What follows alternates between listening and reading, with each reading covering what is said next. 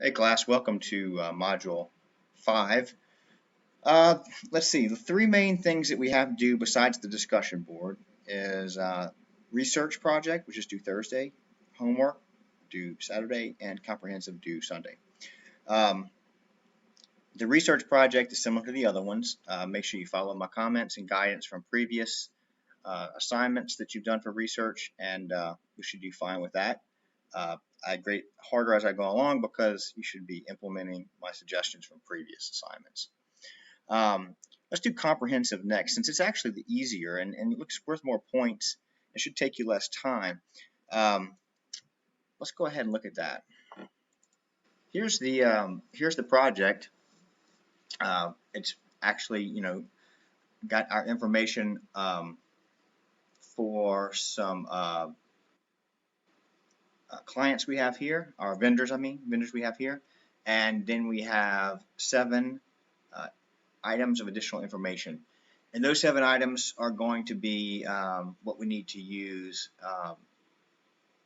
to answer this problem. So let's look at the template because then it'll kind of bring it all together. So as you can see from the template, it's pretty straightforward. It even sets up your initial amounts, and then from those 7 items of additional information, you determine whether that information will increase or decrease each of these. Now, it doesn't have to increase or decrease these, but if it does, how much it will increase and decrease each of these. And you can put 0 in the areas where it doesn't. So that's, again, not much work for you to do for the comprehensive, and you can get up to 50 points. The homework assignments were 30 points, and it's fairly long this week, so just kind of keep that in mind. Some of them are less work than others, and you can see the point breakdown kind of indicates that. 7-2 is the shorter. When you look at the problem, you're given 5 scenarios, and you determine whether or not to include them in inventory or not include them in inventory. Please give if they're included or not and the reason why. Make sure you provide detail. Remember, it's your job to demonstrate your understanding of the concept to me. If I can see that you understand it, then you get a better grade. Let's see, 7-5 is going to be a little longer than the earlier one, but shorter than 7-8, and we'll see 8-6 too. But 7-5, there's 3 scenarios, alternative A, B, and C, and so FIFO, LIFO, A is FIFO, B is LIFO, and C is average cost. We have this set up for you.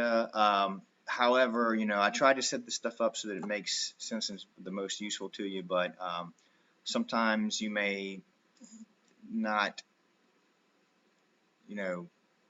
find the template to work perfectly for you, and you may want to tweak it, change it up a little bit. And that's perfectly fine. Just make sure you start with the template and use it as your starting point. Add any assumptions or additional information that you think would be useful as needed. You can either use a comment, put it in the cells, or write it alongside the problem if you prefer.